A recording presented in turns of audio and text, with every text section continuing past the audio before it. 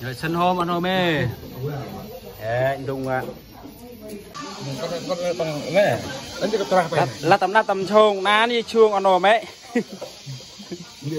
Đưa phụ ạ mấy. Chà con Dung. Đi lắm. Thôi em đi.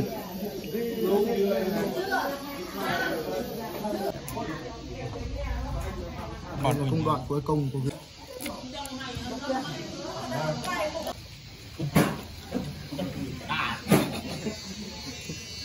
mua khát ra mua hết năm bớt thảm Cái vậy vâng cả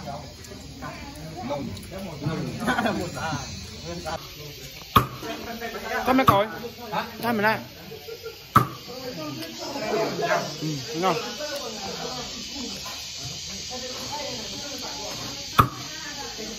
rồi nó tạm ăn hòm nữa Dung mà mẹ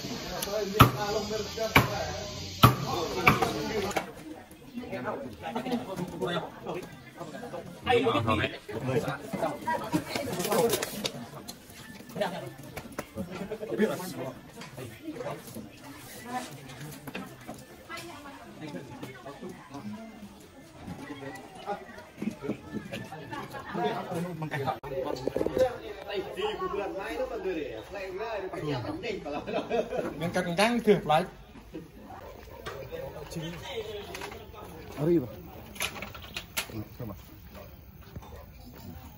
như tôi mà em ơi mấy em đâu thêm sợ mừng đúng con nồi của anh ba mẹ cái chuyện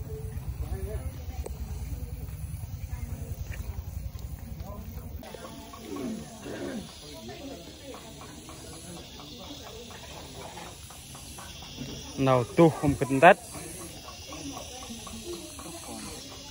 qua nó sẽ lắp một ốc chơi cái đấy khai là chết đúng không về sân hôm Dung con nó mẹ rau mấy tay bữa mà có cái tỏi đẹp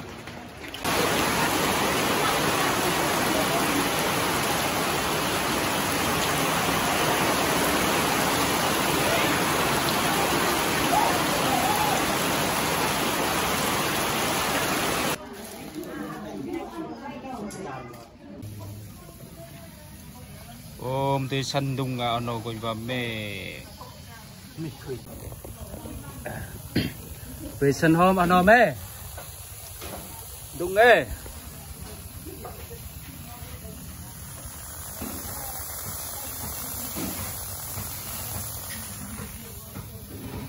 lại cài sàn Dung mà đấy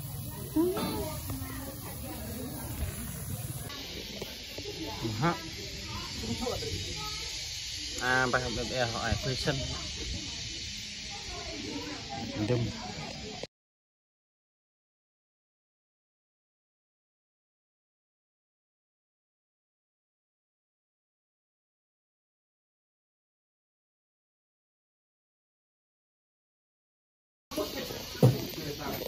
rồi sân hôm ăn hôm mê anh Dung ạ phôi Khuynh Dung ạ chà con Dung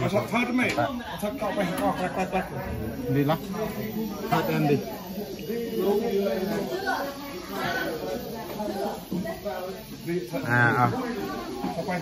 Khuynh Dung nó ra nó sinh nhật về cấp thôi rồi á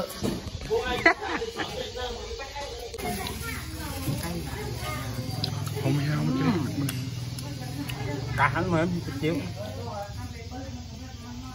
con rồi không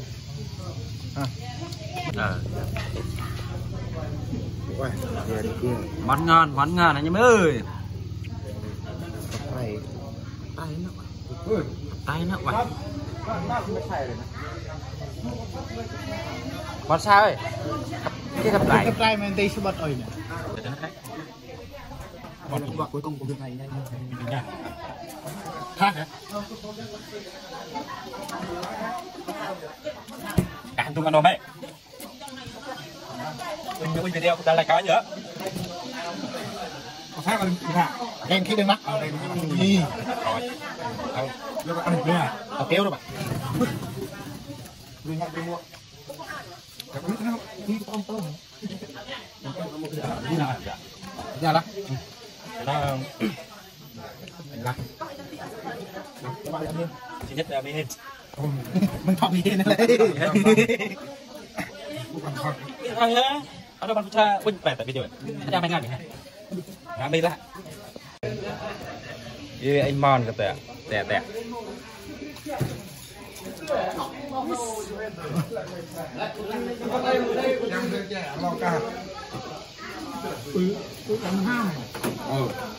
mày á muốn là kim ham đệ kim ham đang một sân đi xanh cả cắt rồi hướng ôm là chơi cắt là sao không cắt hở về nòng hai non nào về lại được bơ là ở kia để đúng ở đó mày đúng là mồm bia đang được nó mà được chơi hả con bằng này đánh cái trà về là tầm chông ná như chuông ở đó mày đưa phụ ạ mày thầy mình ai mình nhớ quá yên này mày ca là cốc này cái này ăn cướp đi ngoài cướp san đi món ngoài thì bao nổi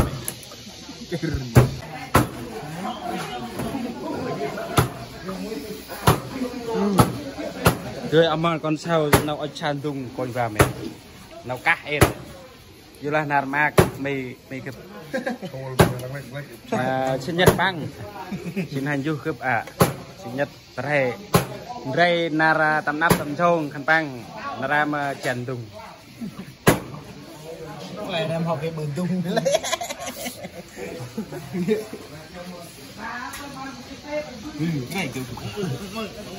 cá tung hền mẹ mẹ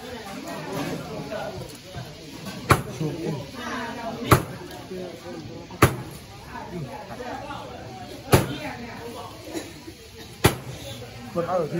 làm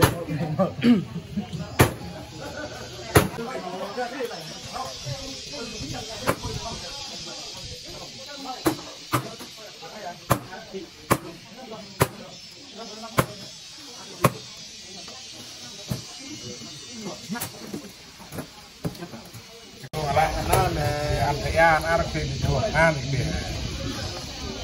ăn mà đấy con khủng tì hôm nay mình ơi được cam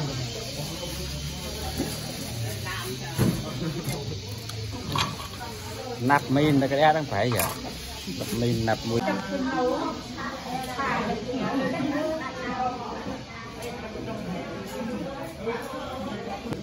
mày ăn coi mẹ nói bà ăn là thà ông đâu lên nào coi mày anh ăn ông ăn ông thằng chị ăn ông chứ mấy mấy bà tâm nào đấy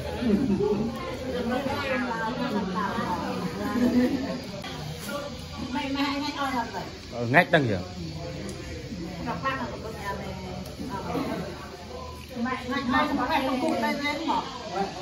hành các con chua từ cực hành khám mới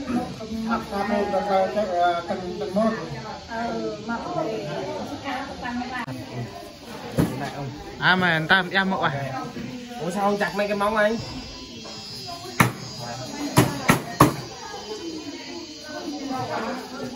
nghe mày chặt lại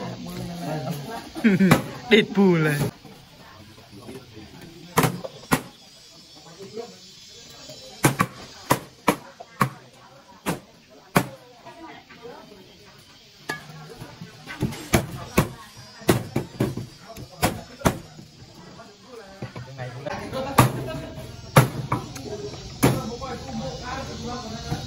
can tới bên này hả thôi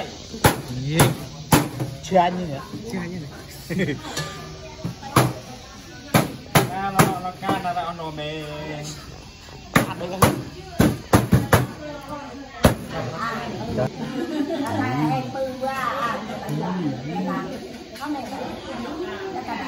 không mai đây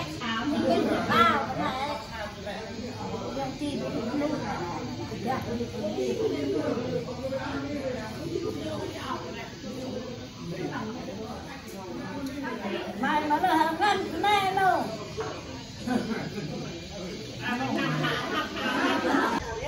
nó nằm đây cái là chặt này mai thực hiện ai là không mơ đi và ra làm đó mang cái đó hai một cái rồi mà ông mình ăn ông rồi mà mỗi ăn ông rồi đặt bay đặt lo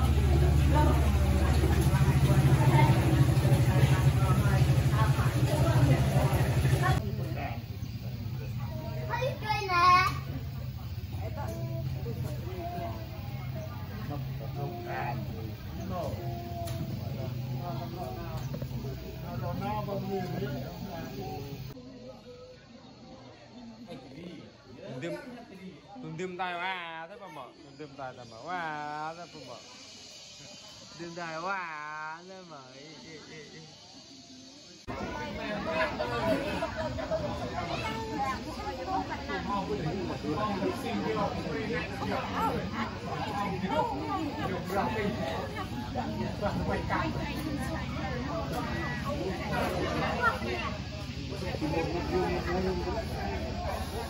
Mama, rồi, makanan yang beras.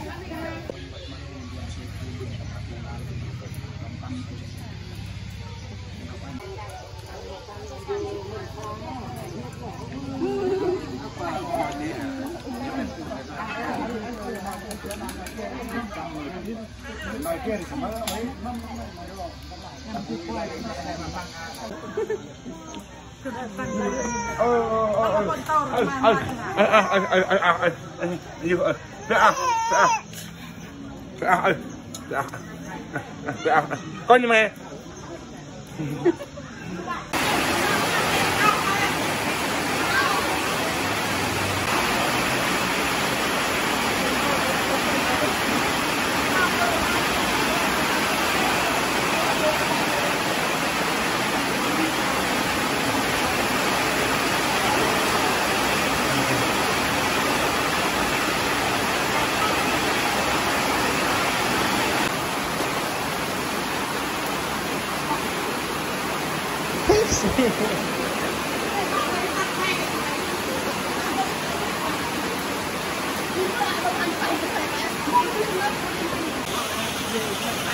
Mẹ bơ mẹ